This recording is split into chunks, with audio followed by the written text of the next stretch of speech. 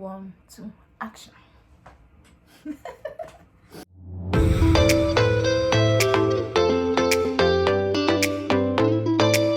Hi guys, welcome back to my YouTube channel. If this is your first time here and if this is the content that you like, please subscribe and like, comment and share. And if you're a returning subscriber, thank you very much for watching my previous videos. I would just like to encourage you to turn on the notification button so that anytime I subscribe, you get to be the first to see the notification. Thank you. Today's video is me talking about the possible reasons why your study application could get rejected. I would just like to put it out there. I'm not a licensed consultant, neither am I an immigration lawyer. I am just here to share the reasons that I've seen over time on why people study permit get rejected.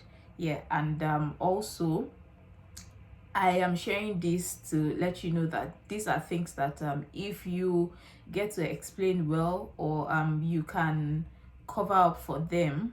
Not like I'm not encouraging you to lie, but if you can find a way around it, you'd most certainly be sure that those are things that you would definitely not get the visa officer raise concerns about in your application. Number one reason I have seen is travel history, even though that is not it is common, but that is not enough reason, because what you can do to tackle travel history, like I said in one of my previous videos where I talked about the documents that I used to apply. So I visited Benin Republic, and Benin Republic is a country, right? So when I entered, I got my passport stamped, and when I came out, I got my passport stamped. I'm not saying that it is a must, but if you feel that you can do it, go to, maybe you can travel to anywhere, Dubai, Ghana, Kenya, somewhere close by, just to see that, okay, I've been out of my country before, and I have also come back, so I have no reasons. If I go to Canada, if I complete my studies, I have no reason to stay there. If I don't have a valid reason to be there, I'm going to come back to my country. So that kind of helps. But even though that is not like a sole reason, because travel starts from one place. So, and if it is Canada, it's not bad. Like, you can, who cares? People can go to Canada, study, and then go back to their country, or from there go to somewhere else. So I feel like that is a baseless excuse in my opinion. But then, just to tackle that, you can look into visiting a neighboring country, just to be on the safer side. Number two reason is insufficient funds. People get that a lot, even when they have funds in their account, because you know how these things work. These visa officers feel that some of these funds are for demonstration purposes, and so you have to explain where the source of funds came from. Yes, that is very important. It's not just about carrying maybe 100,000 Canadian dollars and dumping in your account. It's not just about putting in millions in your account. That's not their business. They also want to see where it came from. They want to know if this is not solely for demonstration purposes, and if you really have this money. So try as much as possible to explain in your statement of purpose or letter of explanation that this is the source of the money, and this money is solely for XYZ purpose, which is your for your study. I think I'll just do a video on the things that you can use to show as proof of funds. So if you would like to see that video, please let me know in the comment section. Thank you. And also, another reason why people get rejected is that the cost of study is not of reasonable expense. I've seen that happen to people a lot. This when you're submitting your application, like I always say, make it make sense, because these visa officers, they are smart. Usually why this happens is that they analyze your previous education, they analyze your previous work experience. So if you are coming for a course of study that is not related to your education or is not related to your career, so it is either it is educational or career progression. So if you are coming into Canada and you are coming to study something that is entirely different from what you have done before, it may raise an eyebrow, because they are wondering, why do you want to spend so much money on a course that you don't even have an idea what it is about? And to be honest, the educational system here is not easy, because at the end of the day, when you come in, you get a lot of assignments, you do a lot of reading on your own. As much as you do lectures and everything in class, they try as much as possible to explain and break it down to you. But then if you have not come in contact with some of these courses, you may struggle. Yeah, so it is usually advisable to how to overcome that is to progress education wise or career. Okay, let me use myself as an example. I studied English and Literary Studies back in school. Then after that, I worked in HR for a few years, and now I am currently in an HR program in Canada. Now that is a career progression, because I have shown them that, okay, I have done this for some years back home, and if I come and study here, it is not a problem for me. I would not struggle, and it is of a reasonable expense. It's not that I have previous HR background and I just wake up and say I want to come and study nursing. In their minds, they're like, how is this even possible? How would you not struggle in this course? So that is what I mean by education or career progression. So that is one aspect that you want to look at. And even though it's not a one size fits all, but just to be on the safer side, it is better you do something that you already have a background in, just to avoid refusals. Even though I have seen people that they have come to study things that they did not have a background in. They probably have a passion for it, and they were able to explain it properly in their letter of explanation that I have a passion for this. This is the thing, and this and this is what I have found out about this field, and this is why I want to pursue this course of study. So if you can explain it well, perfect. But then, just like I said again, just to be on the safer side, please do something that you have done before, either education wise or career wise. This is going to help you avoid rejection. Another reason is economic ties back home. Yes, ties back home.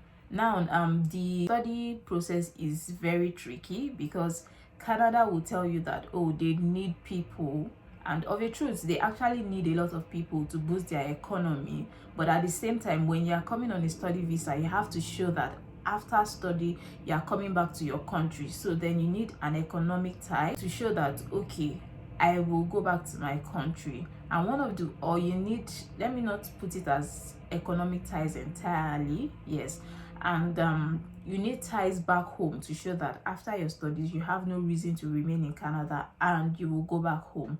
And one of the ways that you can tackle this is you can use your family. For me, in my application, I used my family. I used landed property. And I used an attestation letter from my volunteer group. Yeah. So some of the ways that you can tackle this is family. Please let them know that you have no family ties in Canada, and once you are done with your course of study, you would gladly reunite with your family back in Nigeria. And another way you can show this is to show property. If you have property in Nigeria that you can show, to say that, okay, I have lands, I have houses back in Nigeria, and after study I intend to come back, because I don't intend to abandon them. So after that, I can come back to Nigeria and oversee and manage those property. Another way you can do it is that you can get a study letter from your company. There are companies who are willing to give you study letter. They are willing to support career progression. So if you talk to your HR or anybody that you know that can give you this letter, but most likely HR, they can give you this letter and say that, okay, we are aware that this person wants to pursue this course, and after the person's course of study, the person would be coming back to take on maybe to be reinstated in that position, or take on a more senior role, or a managerial position or something in that nature. So a study leave letter, you can use that as ties back home. Then you can also do, okay, in my case, I also did landed property. Yes, as my mom gifted me a land, so a gift deed of a landed property or a house can also serve as ties back home. Yes, so you can get your parents, your siblings, or to gift you a land. So if they can do that for you, they can gift you a land, you can use that as ties back home. So those are some of the things that you can use as ties back home to Nigeria, to show that after your studies you are coming back.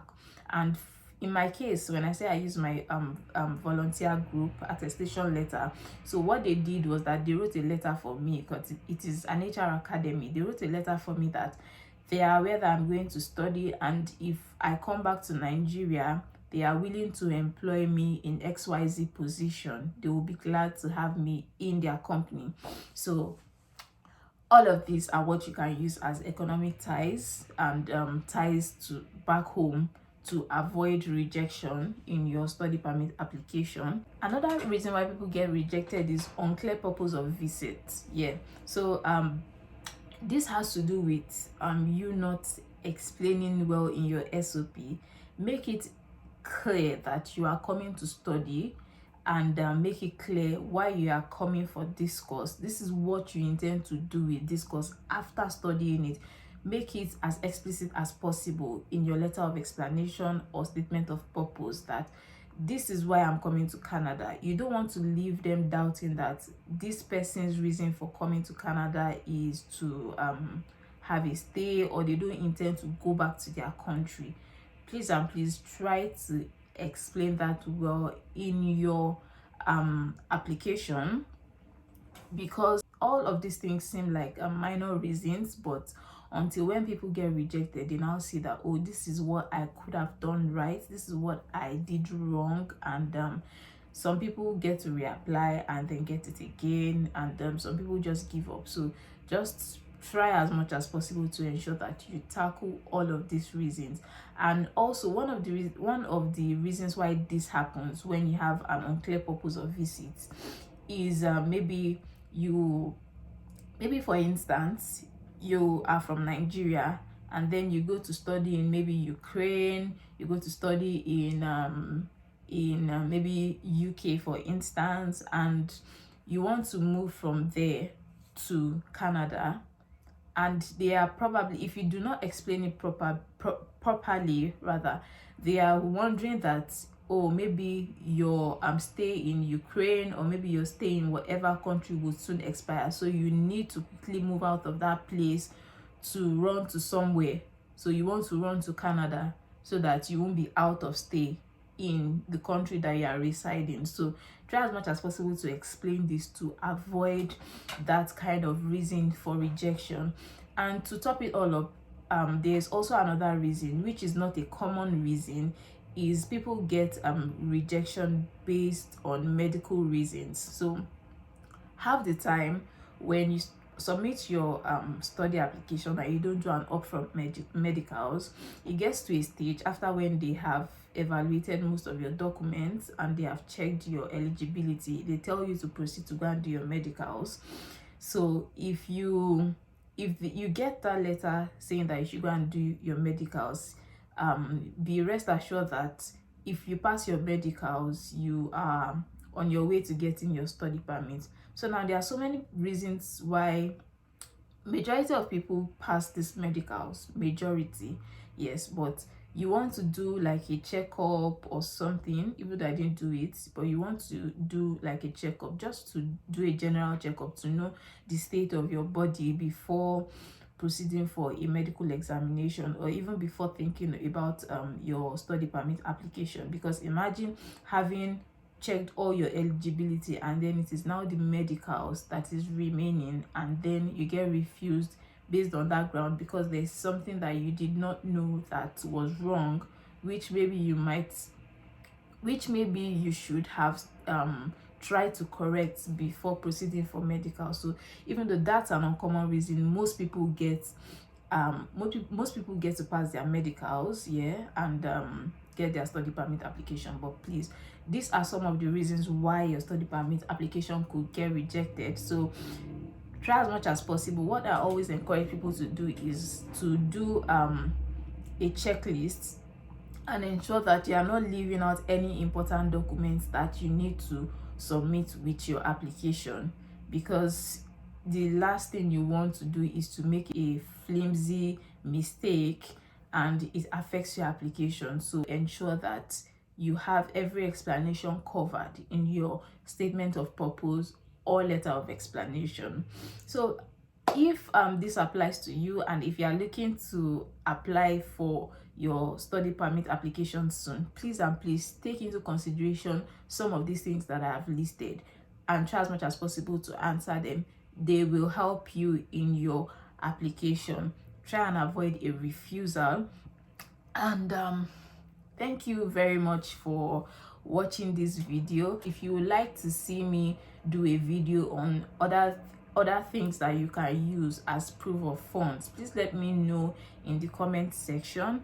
And please don't forget to like, subscribe, share, and also turn on notification button so that whenever I post a video, you get to see the notification that I have posted a video and you get to watch it.